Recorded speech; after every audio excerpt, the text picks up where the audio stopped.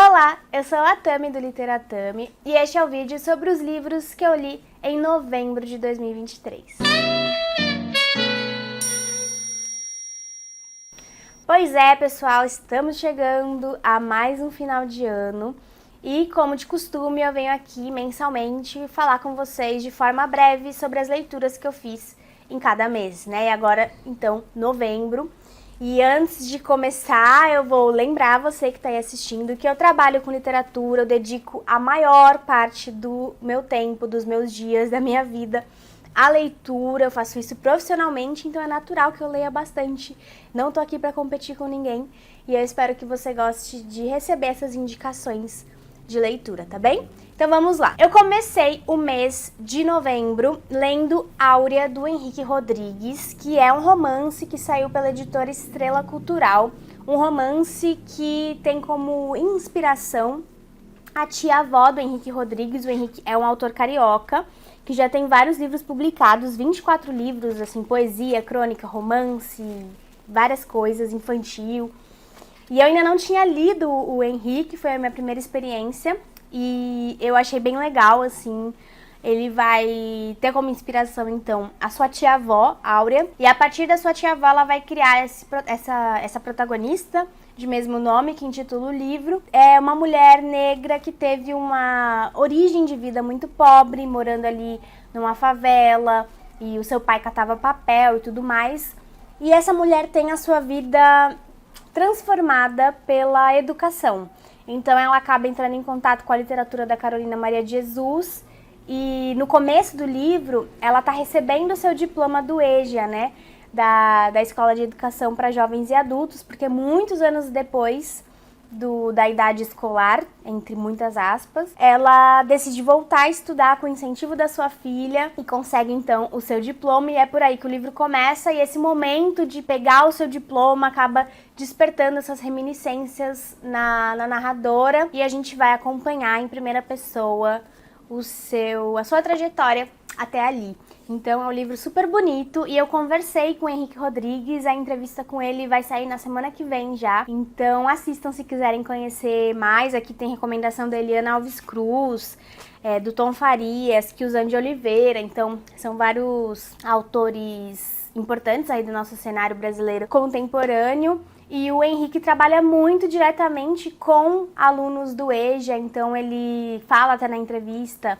Não lembro se ele fala na entrevista ou se ele comentou comigo fora da entrevista, agora tô meio confusa, mas ele disse que ele pensou muito nesses alunos enquanto ele estava escrevendo e tal, e que é importante que eles consigam se reconhecer na literatura, então o livro vem um pouco nesse sentido também. Mas depois vocês assistam ao vídeo para saber mais. Depois eu li Como Não Morrer de Uma Só Vez, do Gustavo Vaz, uma publicação da editora Mondro, que tá muito, muito bonita.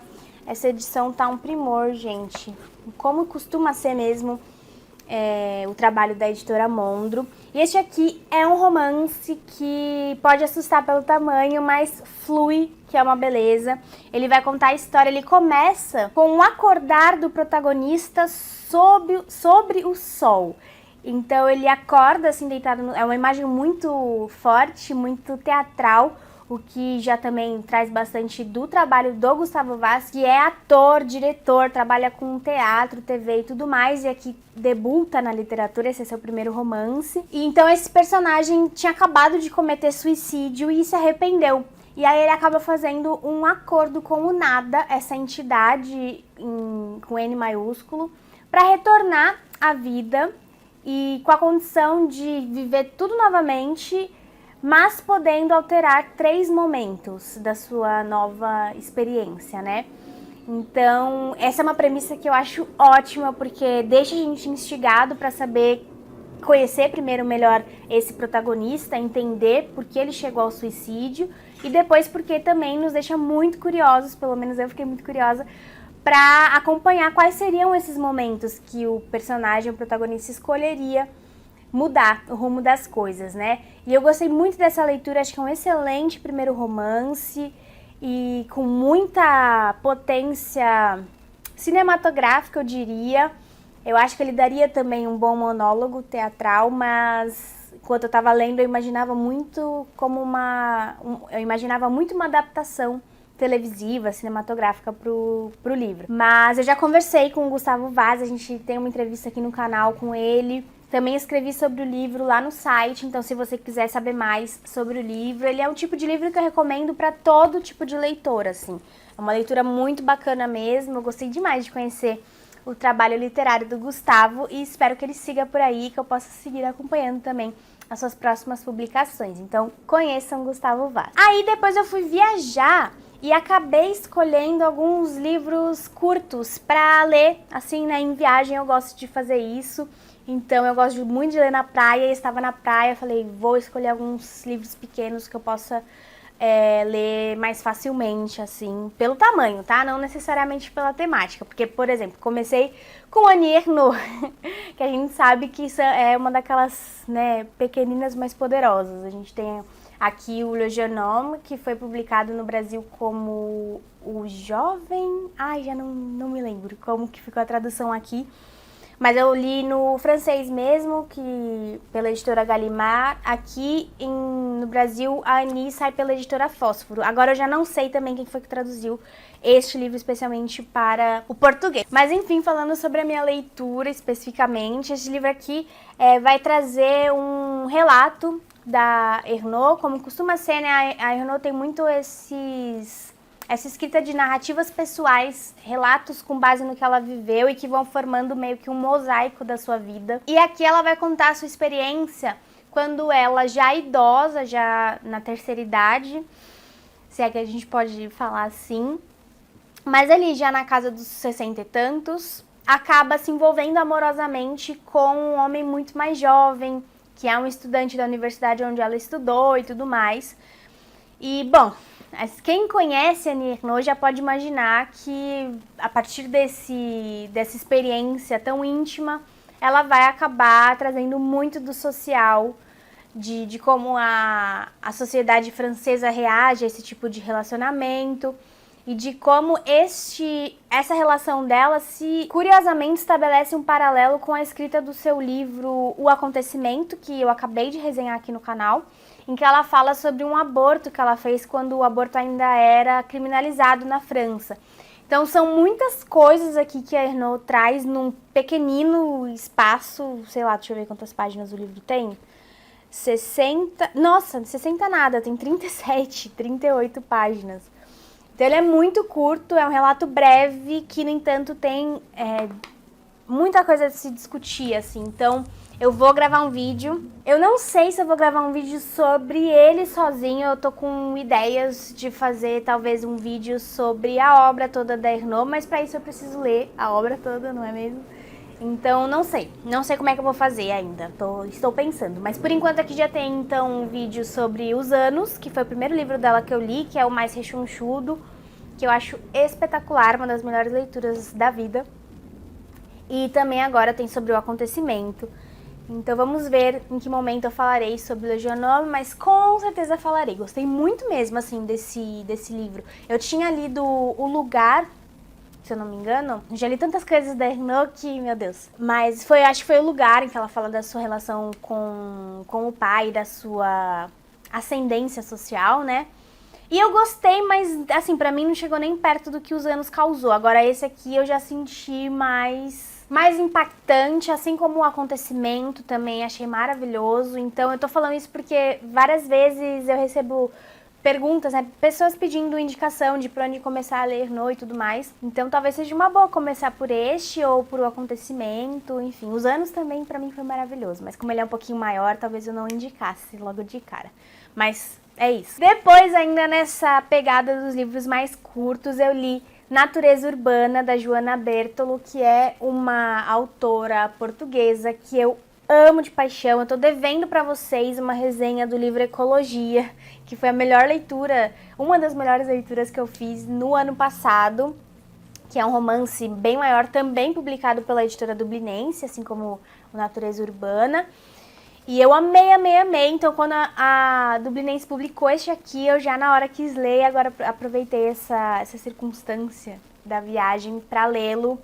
E que delícia, sério. Putz, como a Joana Bertolo escreve bem e os temas que ela manipula também me interessam muito. Então, aqui ela vai trazer como protagonista narradora uma mulher que perde a mãe e o emprego praticamente ao mesmo tempo, o emprego num salão de beleza em que ela lavava cabelos das funcionárias. E aí ela percebe que ela não tem nada assim na vida, principalmente porque a mãe, a vida toda, passou xingando ela, chamando ela de burra, dizendo que ela não seria capaz de nada e tudo mais. Então, ela é uma mulher que não tem amizades, quase não tem amor romântico na vida e tudo mais. E um dia ela acaba entrando numa biblioteca. E aí vocês já imaginam, né? Quando a gente entra em contato com livros, lascou-se tudo. E aí ela vai percebendo como ela mora, né, numa cidade, numa urbe, e ela tem uma visão muito interessante da cidade como um meio natural também.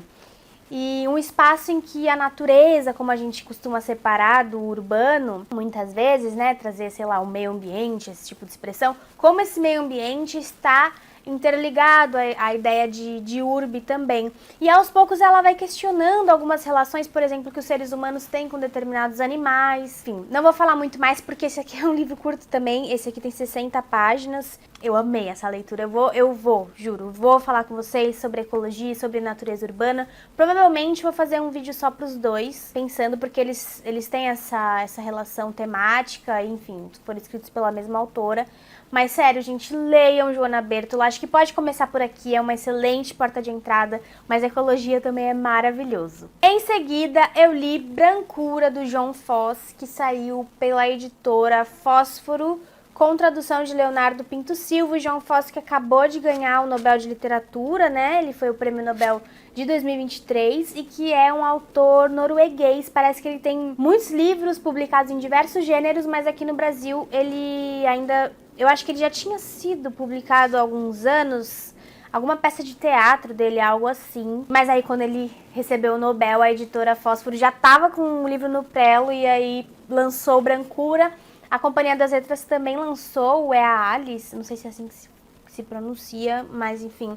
Eu escolhi levar esse aqui porque ele era mais curtinho. E foi muito louco, porque eu acabei levando a neve e o frio pro calor da praia, assim, na semana mais quente do ano. E foi uma experiência, no mínimo, interessante, assim. Eu gostei muito dessa leitura. Ele vai trazer um protagonista, um homem que, de repente, decide sair dirigindo sem lugar certo pra chegar, assim, né, dirigindo aleatoriamente, até que ele fica preso o carro não anda mais porque começou a nevar e aí tá deslizando e tal, e ele tem a incrível ideia de, no meio do nada, sair do carro, que tinha aquecedor e tudo mais, pra buscar ajuda. E aí começa uma tempestade de neve e tudo fica muito branco. Então tem essa brancura.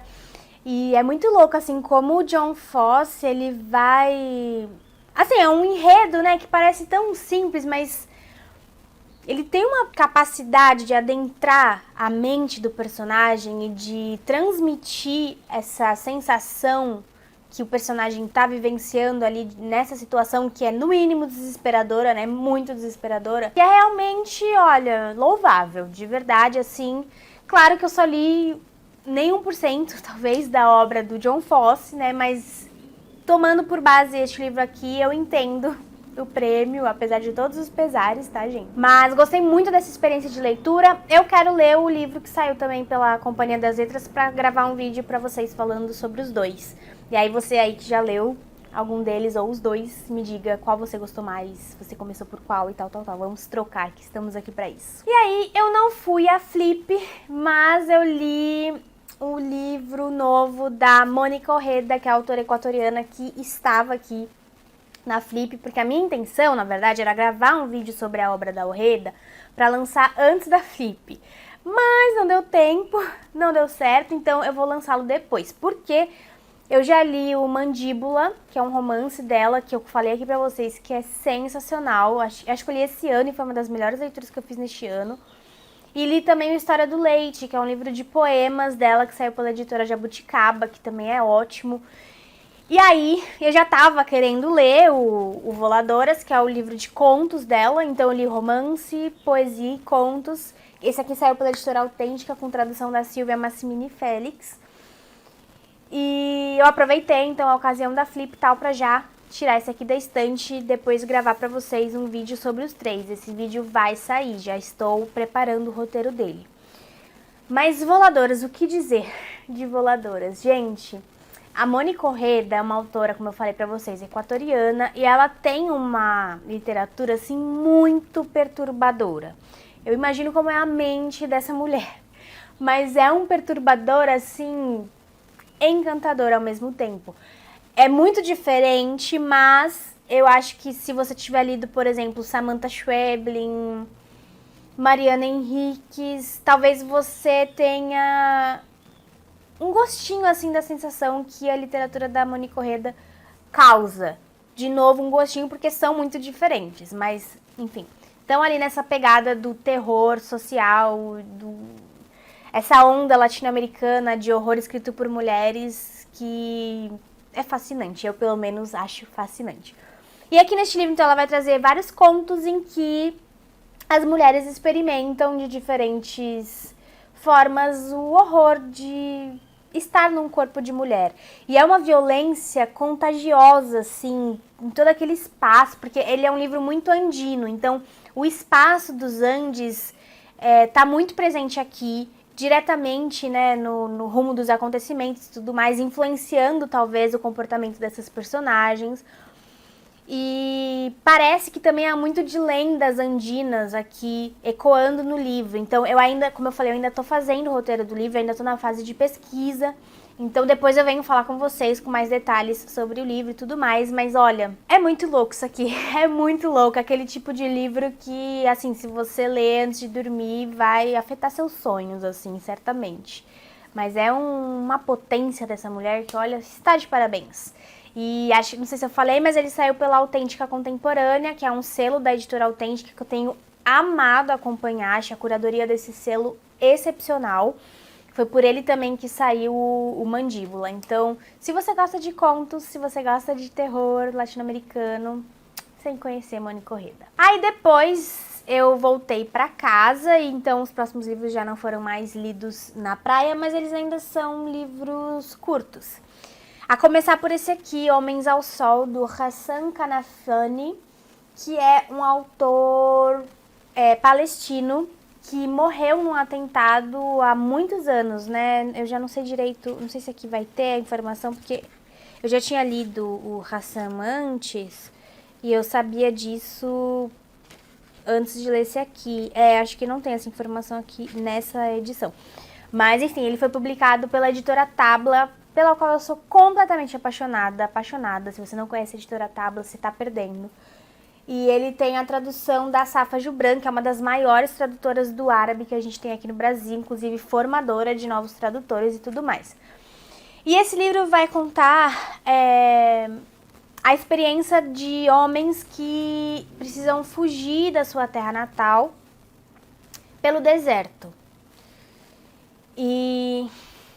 ai, gente, olha, é triste. É um livro triste, mas é um livro muito bem escrito, muito bem orquestrado, sabe? Porque cada um dos capítulos acompanha um destes homens que tá tentando chegar ao Kuwait, é para onde eles estão querendo ir. Então cada capítulo vai contar um pouco, sim, dos bastidores, né, do passado desses sujeitos que acabam indo juntos, né, pegando essa travessia juntos. E as pessoas que ficam responsáveis por essa travessia clandestina, porque sabem que estão transportando pessoas em desespero, abusam muito, né, dessa situação e, enfim.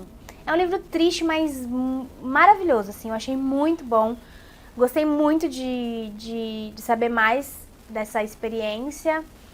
E tem um outro livro do Hassan Kanafani que eu acho que eu vou ler também para fazer um vídeo sobre os dois, que eu acho que é o Saad, não sei se é assim que é o título mesmo, mas enfim, que narra também essa experiência palestina, né? E, cara, é sensacional, assim, o trabalho que a editora Tabla faz pela literatura árabe, pela literatura palestina.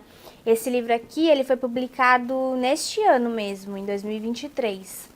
E, enfim, depois a gente fala mais sobre ele, certamente, mas já fica a minha recomendação, caso você queira ler relatos de autores, livros, né, ficção de autores palestinos, conheça o Hassan. Depois eu li mais um livro da dublinense, que foi o Moçambique com Z de Zarolho, do Manuel Mutimucuyo, que também é um autor que veio para a Flip.